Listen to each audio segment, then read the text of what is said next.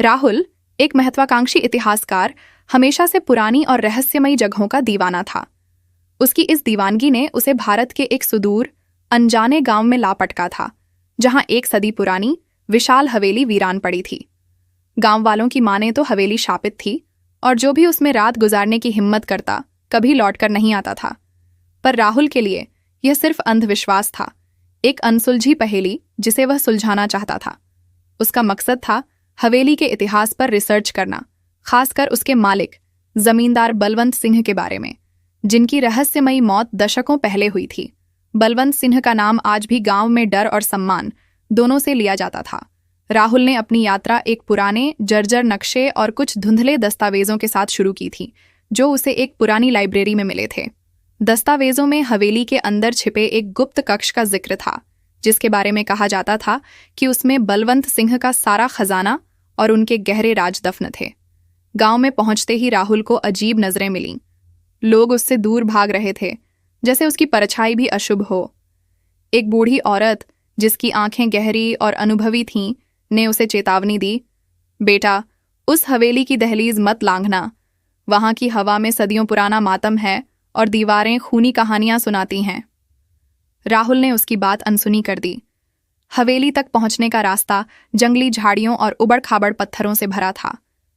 हवेली की विशाल लकड़ी की चौखट पर, जिस पर अब मकड़ी के जाले और धूल की परत जमी थी, उसने एक अजीब सी सिहरन महसूस की। दरवाजा जैसे ही उसने खोला, एक तेज सड़ी हुई हवा का झोंका आया, जिसने उसके रोंगटे खड़े कर दिए। अंदर घुप अंधेरा था, और टॉर्च की रोशनी में धूल के कण हवा में नाचते हुए दिख रहे थे। हवेली के अंदर कदम रखते ही राहुल को लगा जैसे वह किसी दूसरे आयाम में आ गया हो। हवा भारी थी और हर कोने से एक अजीब सी गंध आ रही थी, सीलन, पुरानी लकड़ी और कुछ ऐसा जो उसने पहले कभी नहीं सूंघा था, कुछ भयानक। पहला कमरा एक बड़ा हॉल था, जहां कभी शायद शाही महफिलें सजती होंगी। अब वहां सिर्फ टूटे हुए झूमर के टुकड़े, फटी हुई तस्वीरें और झंग लगे हथियार पड़े थे। राहुल ने एक पुरानी पेंटिंग पर टॉर्च डाली। ये बलवंत सिंह की थी, एक गंभीर चेहरा, जिसकी आंखें अजीब तरह से काली और गहरी थीं, जैसे वे उसे घूर रही हों। पेंटिंग में एक और महिला थी, जिसकी परछाई धुंधली थी, जैसे उसे जानबूझकर मिटाया गया हो। वह हॉल से गुजरा और एक संकरी गलियारे में पहुंचा। हवा में एक हल्की फुसफुसाहट सुनाई देने लगी, जैसे कोई उसका नाम पुकार रहा हो। राहुल ने इसे अपनी कल्पना समझा, लेकिन फुसफुसाहट तेज होती जा रही थी। उसने कई कमरों को खंगाला। हर कमरे में अतीत की भयानक कहानियां बिखरी पड़ी थीं। एक कमरा बच्चों का था, जहां टूटी हुई गुड़िया और खिलौने बिखरे थे। राहुल को लगा जैसे उसने एक छोटी बच्ची के रोने की आवाज सुनी हो, जो तुरंत हवा में घुल गई। एक कमरे में एक पुरानी डायरी मिली। उसके पन्ने पीले पड़ चुके थे और स्याही धुंधली हो गई थी। पहली कुछ पंक्तियां बलवंत सिंह की पत्नी देवकी ने लिखी थीं। डायरी में देवकी की खुशियों का जिक्र था, उनके प्यारे बेटे रवि के जन्म का और बलवंत सिंह के प्रति उसके गहरे प्यार का। लेकिन जैसे जैसे पन्ने पलटे, डायरी का स्वर बदलता गया। देवकी की हैंडराइटिंग कांपती हुई लग रही थी और उसके शब्दों में डर साफ झलक रहा था। उसने लिखा था कि बलवंत सिंह बदल रहे थे। वे रात को अजीबोगरीब अनुष्ठान करते थे और उनकी आंखें अक्सर लाल हो जाती थीं। देवकी को महसूस होने लगा था कि हवेली में कोई बुरी शक्ति है, जो बलवंत सिंह को अपने वश में कर रही है। डायरी में आखिरी कुछ पंक्तियां दिल दहला देने वाली थीं। वे मुझे मार देंगे, मेरे बेटे को बचाना होगा। हवेली में एक आत्मा जाग रही है, जो सिर्फ खून पीकर शांत होती है। राहुल की रीढ़ में एक ठंडी सिहरन दौड़ गई। उसने तुरंत डायरी के जिक्र किए गए गुप्त कक्ष की तलाश शुरू की। नक्शे और डायरी के संकेतों के आधार पर वह हवेली के तहखाने में पहुंचा। तहखाना और भी भयावह था। हवा में बदबू और भी तेज थी और अंधेरा इतना घना था कि टॉर्च की रोशनी भी उसमें समाती जा रही थी। एक पुरानी दीवार के पीछे उसने एक छिपी हुई सुरंग का पता लगाया। सुरंग के अंत में एक भारी पत्थर का दरवाजा था, जिस पर अजीबोगरीब नक्काशी बनी थी। उसने अपनी पूरी ताकत लगाकर दरवाजे को धकेला।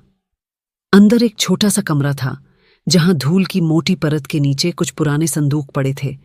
ये वही गुप्त कक्ष था। राहुल ने एक संदूक खोला। उसमें सोना, चांदी, हीरे जवाहरात और कई कीमती चीजें थीं, लेकिन उसके साथ ही एक अजीब सी कलाकृति भी थी, एक छोटी काली रंग की मूर्ति जिस पर अजीबोगरीब प्रतीक बने थे। मूर्ति को छूते ही राहुल को एक तेज बिजली का झटका लगा और उसके दिमाग में भयानक दृश्य कौंध गए। उसने देखा बलवंत सिंह को उसी गुप्त कक्ष में आधी रात को अनुष्ठान करते हुए। बलवंत सिंह के सामने एक छोटी लड़की थी जिसे वह उस मूर्ति के सामने बलि चढ़ा रहे थे। राहुल ने देखा कि बलवंत सिंह की आंखें पूरी तरह से काली हो चुकी थीं और उनके चेहरे पर एक शैतानी मुस्कान थी। दृश्य बदल गया। बलवंत सिंह अपनी पत्नी देवकी का पीछा कर रहे थे और देवकी चीख रही थी, रवि को बचाओ, मेरे बेटे को बचाओ। राहुल को समझ आ गया, बलवंत सिंह ने अपनी शक्ति और दौलत के लिए अपनी ही पत्नी और एक मासूम बच्चे की बलि दी थी और वह मूर्ति ही इस सब की जड़ थी। हवेली में घूमने वाली आत्मा देवकी और उस मासूम बच्ची की थी जो न्याय चाहती थी। जैसे ही राहुल को यह सब समझ आया, गुप्त कक्ष की हवा और भी ठंडी हो गई। संदूकों में रखी सारी चीजें हिलने लगीं और दीवारों पर अजीबोगरीब परछाइयां नाचने लगीं। बलवंत सिंह की तस्वीर में उसकी आंखें चमकने लगीं और हॉल से भयानक चीखें आने लगीं। राहुल ने महसूस किया कि वह अकेला नहीं था। उसके चारों ओर कई आत्माएं थीं जो वर्षों से इस हवेली में कैद थीं। उनमें से एक आत्मा उसके सामने साफ साफ दिखाई दी। ये देवकी थी। उसकी आंखें लाल थीं और उसके चेहरे पर भयानक पीड़ा थी।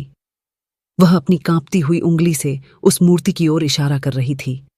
राहुल समझ गया कि इन आत्माओं को शांति तभी मिलेगी जब वह उस मूर्ति को नष्ट कर देगा। उसने बिना समय गंवाए मूर्ति को उठाया और अपनी पूरी ताकत से उसे जमीन पर दे मारा। मूर्ति के टुकड़े टुकड़े होते ही एक तेज रोशनी निकली जिसने पूरे गुप्त कक्ष को रोशन कर दिया।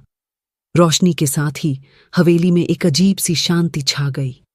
भयानक चीखें थम गईं और परछाइयां गायब हो गईं। राहुल ने देखा कि देवकी की आत्मा मुस्कुरा रही थी और फिर वह भी हवा में घुल गई। उसे लगा जैसे हवेली ने एक लंबी गहरी सांस ली हो। राहुल हाँफते हुए हवेली से बाहर निकला। बाहर सुबह हो चुकी थी और सूरज की पहली किरणें हवेली पर पड़ रही थीं, जिससे वह कम भयावह लग रही थी। उसने पीछे मुड़कर देखा। हवेली अब भी पुरानी और जर्जर थी, लेकिन उसमें वह भयानक सन्नाटा नहीं था। वह डरावनी ठंडी हवा नहीं थी। आत्माएं मुक्त हो चुकी थीं। राहुल ने गांव वालों को अपनी पूरी कहानी बताई। वे शुरू में उस पर विश्वास नहीं कर रहे थे, लेकिन जब राहुल ने उन्हें मूर्ति के टूटे हुए टुकड़े और डायरी दिखाई तो वे हैरान रह गए। गांव वालों ने मिलकर हवेली के मुख्य दरवाजे पर एक नया ताला लगा दिया और तय किया कि अब कोई भी उस हवेली में नहीं जाएगा। लेकिन अब वे उसे एक शापित जगह नहीं मानते थे, बल्कि एक ऐसी जगह मानते थे जहां सदियों पुरानी पीड़ा को अंततः शांति मिली थी। राहुल अपने मिशन में सफल रहा था। उसने न केवल एक इतिहासकार के रूप में एक बड़ी खोज की थी, बल्कि उसने कुछ भटकती हुई आत्माओं को भी मुक्ति दिलाई थी। वह जानता था कि यह अनुभव हमेशा उसके साथ रहेगा, उसे याद दिलाएगा कि दुनिया में कुछ ऐसी शक्तियां भी हैं जिन्हें विज्ञान समझा नहीं सकता, और कुछ राज ऐसे होते हैं जो सिर्फ इतिहास के पन्नों में ही नहीं, बल्कि आत्माओं की चीखों में भी दबे होते हैं। उसने एक गहरी सांस ली और एक नई शांत सुबह की ओर चल पड़ा।